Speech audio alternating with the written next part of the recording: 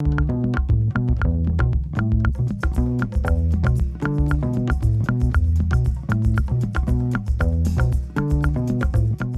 ski de fond, beaucoup plus qu'une simple marche dans la forêt, ça peut vraiment être un sport assez complexe et dynamique. Pour nous en jaser un peu aujourd'hui, nous sommes avec Parker Court-Rathwell, un excellent athlète de la région qui, à 19 ans, fait déjà partie de l'équipe Tremblant Nordique et fait des compétitions au niveau U20.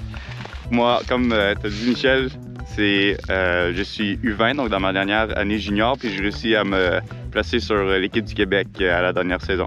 Il y a deux sortes de ski de fond que tu fais. Il y a le classique et le skating. C'est quoi la différence générale là, entre les deux? Donc le pas traditionnel, c'est un peu comme la marche avec un petit peu plus de glisse. Donc c'est comme une marche dynamique avec plusieurs sous-techniques comme la double poussée, le un pas double poussée et le pas traditionnel. Le freestyle ou le skate, comme on dit, c'est populaire parce que c'est beaucoup plus vite comme méthode. On utilise beaucoup plus nos jambes et c'est comme si on patine, mais c'est avec des skis. Donc, les deux techniques très différentes, mais qui utilisent les mêmes genres de muscles. Pour préparer nos skis dans le style de classique, il faut mettre du cire de fort. Donc, on a l'option des poissons d'écaille, qui est très populaire pour les personnes qui débutent. Mais quand on veut un petit peu plus de performance, un petit peu plus de vitesse, on va commencer à jouer avec les phares de kick ici. Donc, après avoir posé notre phare de kick, on va prendre un liège, puis on va pousser notre phare de kick sur le ski jusqu'à temps que ça redevienne lisse. On va poser 4 ou 5 couches comme ça, puis on va être prêt pour la journée.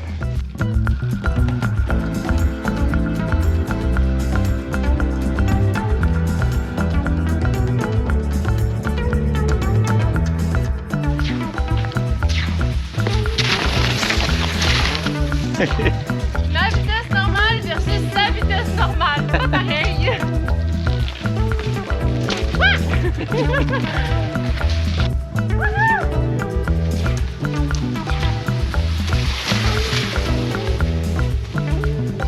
Donc déjà après quelques kilomètres, on se réchauffe assez rapidement puis on n'a pas été à des très grandes vitesses. Mais Parker, je sais que tu es capable de prendre des très grandes vitesses en ski de fond, même en classique. C'est quoi les vitesses que tu peux te rendre? Donc, dans les descentes, des fois, on peut s'approcher jusqu'à 70 km/h avec d'autres athlètes autour de nous en compétition. On reste dans nos pistes, mais c'est assez excitant comme moment. On a beaucoup d'adrénaline. Par exemple, comme moyenne de vitesse, on peut atteindre environ 30 km/h en classique et en patin, dépendant des conditions.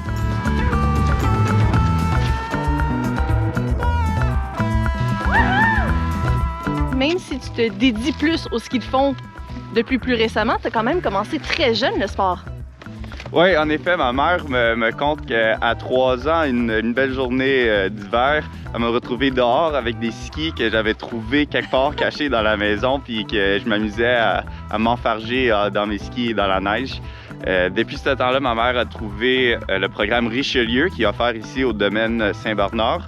Et puis j'ai commencé à skier là, puis là, quand j'ai développé ma passion, mon père a relancé avec d'autres familles le club Tremblant Nordique et ça fait depuis la 3e année que je fais partie de ce club ici à Tremblant.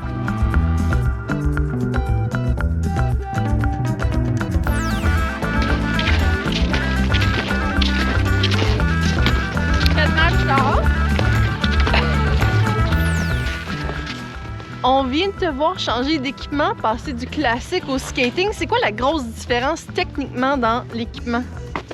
Donc la première chose qu'on peut remarquer qui change, c'est la longueur de nos bâtons.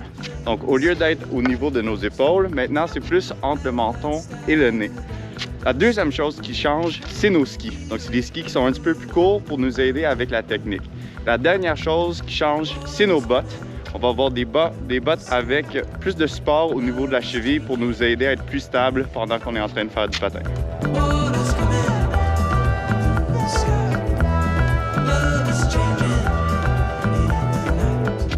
On voit dans certains de tes mouvements que tu es très gracieux, les jambes qui lèvent, les bras comme ça. Est-ce que tu fais quelque chose pour développer cette flexibilité-là?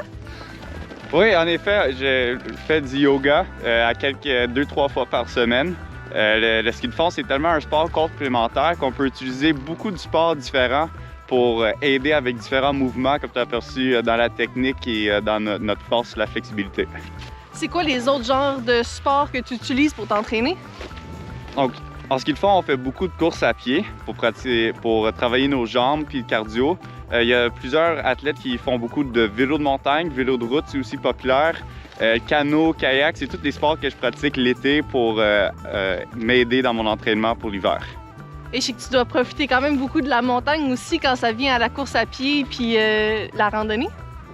Oui, en effet, ma piste préférée, Grand Brûlé, je l'utilise pour monter la montagne puis dans mon entraînement. Sinon, je monte le Nantin avec mes bâtons dans un entraînement appelé bounding pour m'aider dans ma technique traditionnelle classique en ski de fond.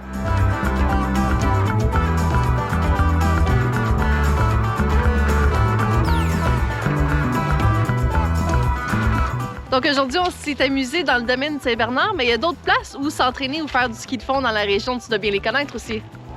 Oui, en effet. Donc pour les personnes qui sont plus expérimentées en ski de fond, on peut vraiment se faufiler sur les pistes du domaine Saint-Bernard. C'est vraiment un terrain de jeu exceptionnel. Sinon, pour les personnes qui veulent commencer, au golf Manitou avec ski de fond Mont-Tremblant, c'est aussi une belle option. Mais on a aussi le petit train du Nord qui longe tout le long des Laurentides.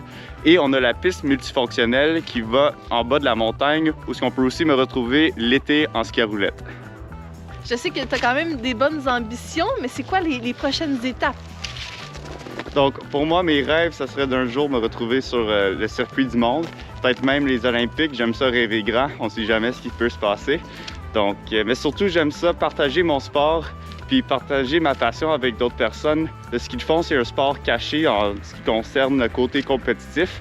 Puis je veux que le monde sache que c'est un sport qui se fait super bien, puis c'est un sport qui peut se développer exponentiellement ici à Tremblant. Donc, un gros merci à Parker de nous avoir montré son sport aujourd'hui. Puis on te souhaite vraiment la meilleure des chances sur la scène internationale. Très bientôt. Merci beaucoup.